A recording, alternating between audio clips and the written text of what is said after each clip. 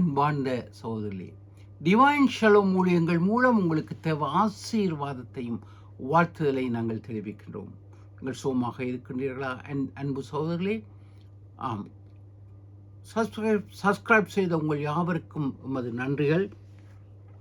இதுவரை சப்ஸ்கிரைப் செய்யாவிட்டால் தயவாக ஒரு தடவை சப்ஸ்கிரைப் செய்யுங்கள். உங்கள் சப்ஸ்கிரிப்ஷன் நிதி சம்பந்தமானது அல்ல, எங்களுக்கு உற்சாகத்தை ஊக்கத்தை தருவதாக இருக்கின்றது உங்கள் சப்ஸ்கிரிப்ஷன். இந்த நாளிலும் நாங்கள் இந்த நாட்களுக்குள் காலடி எடுத்து வைக்கின்றோம். ஆண்டவரின் ஆசீர்வாதம் எங்களுக்குள் இருக்கட்டும். ஜெபம் செய்வோம். கர்த்தாவே, இந்த வேளையிலும் உம்முடைய பிள்ளைகளாக நாங்கள் இந்த நாட்களுக்குள் உம்முடைய பரிசுத்த நாட்களுக்குள் பிரவேசிக்கும் எங்களை உம்முடைய பரிசுத்தாவின் அபிஷேகத்தினால் நிரப்பும் ஐயா. நீங்கள் பொறுப்படுத்திக் கொள்ளுங்கள். விசேஷமாக இந்த நாட்களில் நாங்கள் எமது ஆவி, ஆத்மா, சரீரம், ஐம்புலன்கள் உமக்குள் புதுப்பிக்கப்பட, உம்முடன் இணைக்கப்பட எங்களை நீர் தயார்படுத்தும். உடைய தேவ ஞானத்தை எமக்கு தாரும். விசேஷித்த நாட்களை கொண்டாடும் உடைய பிள்ளைகளை அவிரதமாய் ஆசீர்வதியும் கர்த்தாவே. விசேஷமாக தூர பயணங்களில் சென்ற உம்முடைய பிள்ளைகளை கண்ணோக்கி சோபத்திரமாக நீர் அவர்கள் இல்லங்களுக்கு கொண்டு வர வேண்டும் என்று கேட்கின்றோம்.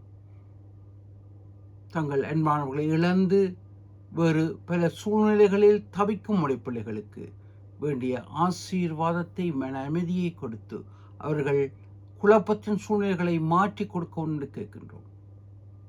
உடைய கரத்திலே எங்கள் ஜெபங்களை ஒப்புக் கொடுக்கிறோம். இயேசுவின் நாமத்தில் ஆமென். அன்பானவர்களே, வேத பாடமாக யூவேல் திக்கஸின் புஸ்தகம் 12ஆம் அதிகாரம், யூவேல் திக்கஸின் புஸ்தகம் 2ஆம் அதிகாரம் 12ஆம் 13ஆம் வசனங்களை வாசிக்க கேட்போம். ஆதலால் நீங்கள் இப்பொழுது உபவாசத்தோடும் அழுகையோடும் புலம்பலோடும் உங்கள் முழு இருதயத்தோடும் என்னிடத்தில் திரும்புங்கள் என்று கர்த்தர் சொல்லுகிறார்.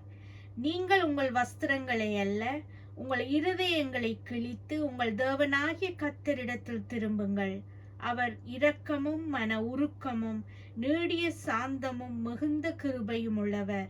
அவர் தீங்குக்கு மனஸ்தாபப்படுகிறவருமாய் இருக்கிறார்.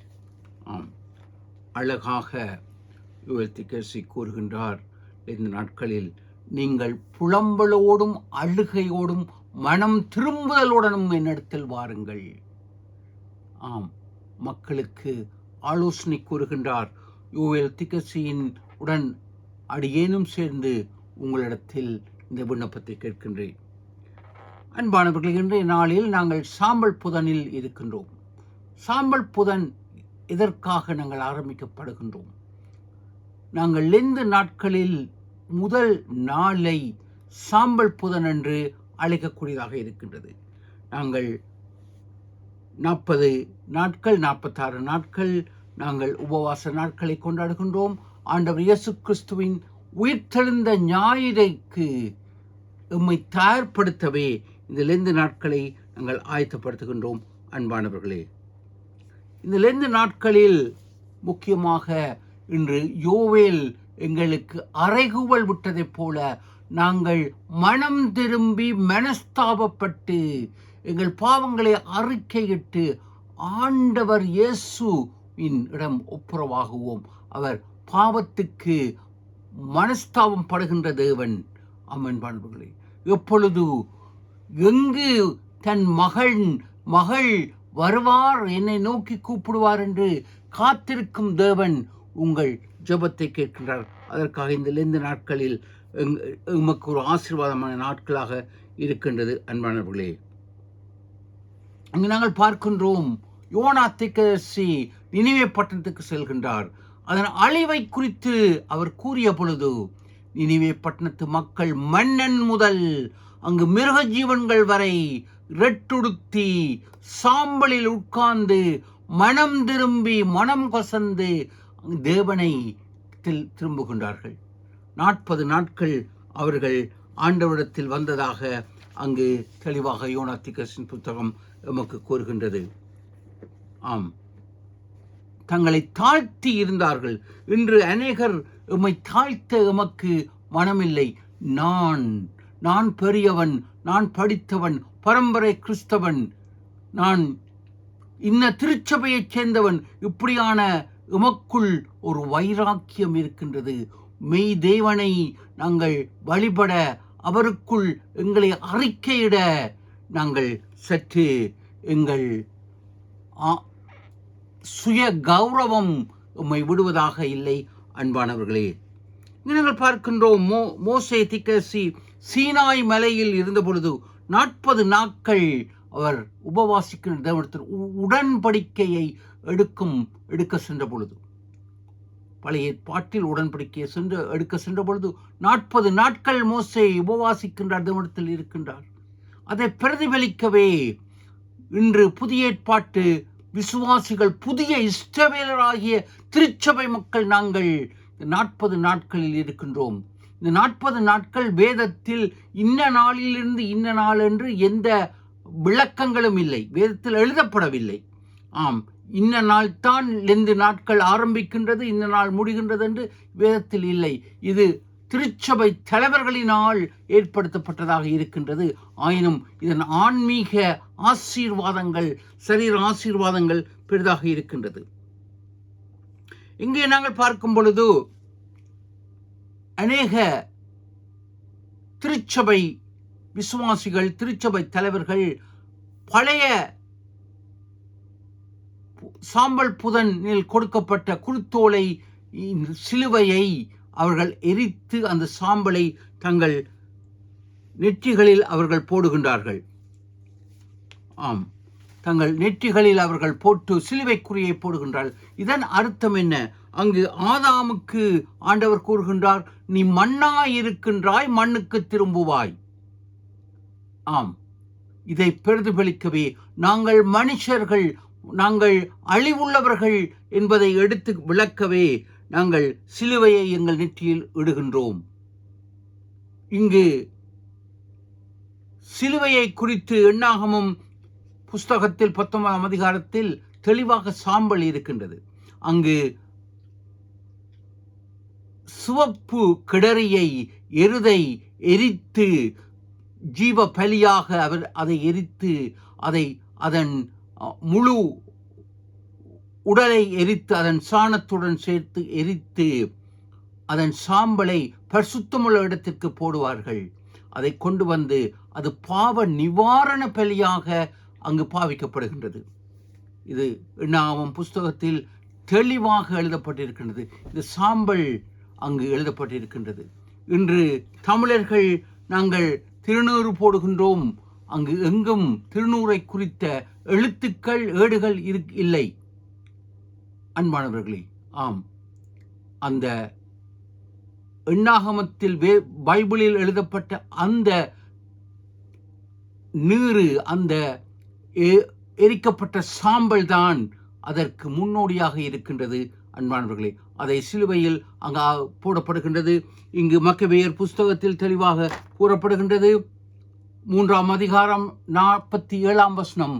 அது எங்களுக்கு கிறிஸ்தவர்களுக்கு மக்கபேயர் புஸ்தகம் இல்லை, ஆனால் ரோமன் கத்தோலிக்கர் அந்த புத்தகத்தை பாவிக்கின்றார்கள். அதில் மனம் திரும்புவதற்கு அவர்கள் சாம்பலை எடுத்து தங்கள் தலையில் கொட்டிக்கொள்வார்கள்.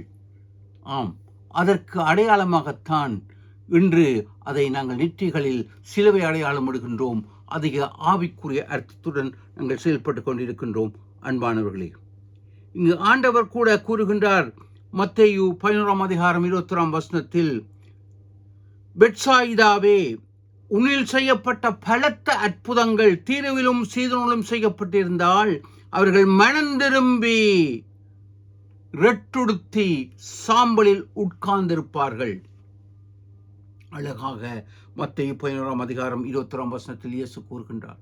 அவர் சவால் விடுகின்றார், பெத்சாயிதா, நீ மனம் திரும்பாமல் கல்மனதில் இருக்கின்றாய். உன்னில் செய்யப்பட்ட அற்புதங்கள் அங்கு தீரு சீதோன் அளிக்கப்படுகின்றது. அதில் செய்யப்பட்டிருந்தால் அவர்கள் மனம் திரும்பி ரெட்டுடுத்தி சாம்பலில் உட்காருவார்கள்.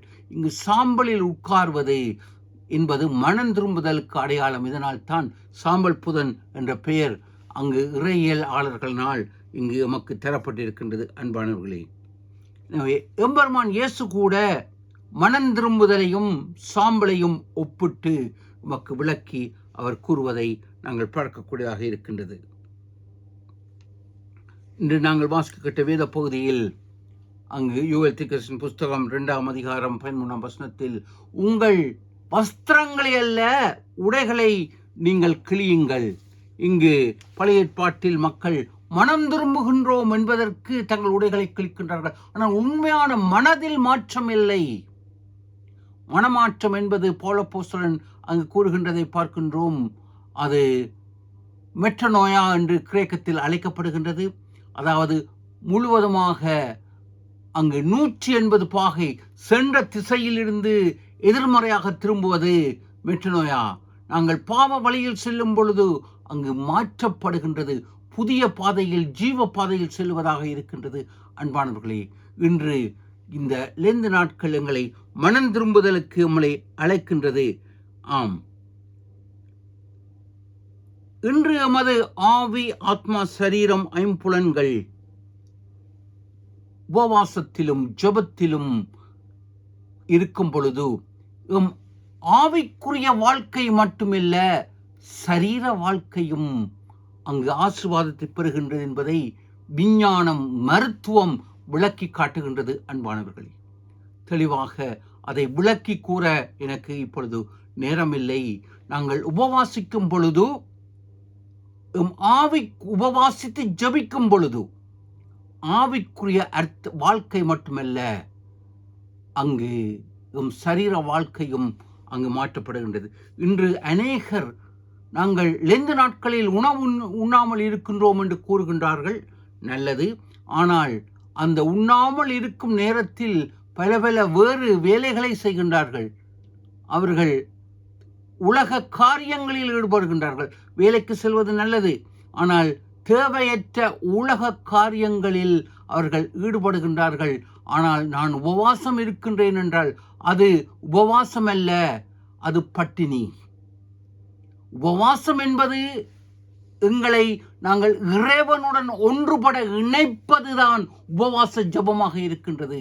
இன்று நாங்கள் உபவாச ஜெபத்தை மறந்து பட்டினி இருக்கின்றோம் லெந்து நாட்களில். அன்பானவர்களே, இன்று நாங்கள் லெந்து நாட்களில் நாங்கள் இருக்கும் உபவாசம் சரீரத்துக்கு பெரிய ஆசீர்வாதத்தை தருகின்றது. அதை ஆங்கிலத்தில் கூறும் பொழுது ஒமேட் என்று அழைக்கின்றார்கள். தமிழில் அதன் பதம் இல்லை, OMAD. எங்களது சரீரம் அதற்கு பயிற்றுவிக்கப்படுகின்றது. பழைய மூதாதையர்கள் உணவிற்கே அல்லல் பட்ட காலங்கள் இருந்தது. ஆதி பெற்றோர்கள் அவர்கள் எத்தனை ஆண்டுகள் சுகபலமாக வாழ்ந்தார்கள். அன்பானவர்களே, அவர்களுக்கு உணவு கிடைப்பதே கஷ்டமாக இருந்த வேளையிலும் அவர்கள் ஆரோக்கியமாக நீண்ட காலம் வாழ்ந்தார்கள். ஆனால் இன்று நமக்கு எல்லாம் இருக்கின்றது, ஆனால் ஆரோக்கியம் இல்லை. ஏன்? நாங்கள் தேவையற்றவற்றை அதிகம் உட்கொண்டு கொண்டு இருக்கின்றோம். அன்பானவர்களே, நாங்கள் உபவாசிக்கும் பொழுது எங்களுடைய உடல் சார்ந்து சுரப்பிகள் சுரக்கின்றன. அவைகள் எம்மை நீண்ட காலத்துக்கு வழிவைக்கின்றது. அதை கூறும் பொழுது கெட்டோன்ஸ் என்று அழைக்கின்றார்கள். கெட்டோன்ஸ் என்பது அது ஒரு வாகனத்தின் ஹைபிரிட் வாகனத்தை போன்றது என்று தெளிவாக கூற முடியும். அதாவது கொழுப்புக்கும் சீனி சத்துக்கும் இடைப்பட்டது. இன்று கொழுப்பில் எங்கள் உடம்பில் இருக்கும் உறுப்புகள் உடலில் இருக்கும் கொழுப்புகளினால் பாவிக்கப்படும் இருக்கும் பொழுது அது ஹைபிரிட் வாகனத்தை போன்றது. உடலில் நாங்கள் சேகரிக்கப்பட்ட சீனியினால் எங்கள் உடல் இயங்குமே, ஆனால் அது வியாதிகளோட உடலாக இருக்கின்றது. அன்பானவர்களே, இன்று நாங்கள் ஒரு நாளைக்கு ஒரு வேளை உணவை நாங்கள் உண்ணும் பொழுது எமக்கு அதிகமாக இன்சுலின், சலரோக வியாதிக்கு இருக்கும் இன்சுலின் எமக்கு அதிக பிரயோஜனமாக இருக்கின்றது. அன்பானவர்களே, அதாவது இன்சுலின் தான் எங்கள் உடலில் பருமனை கூட்டுகின்றது. எமக்கு இதய கோளாறின் வருத்தத்தை நிறுத்துகின்றது.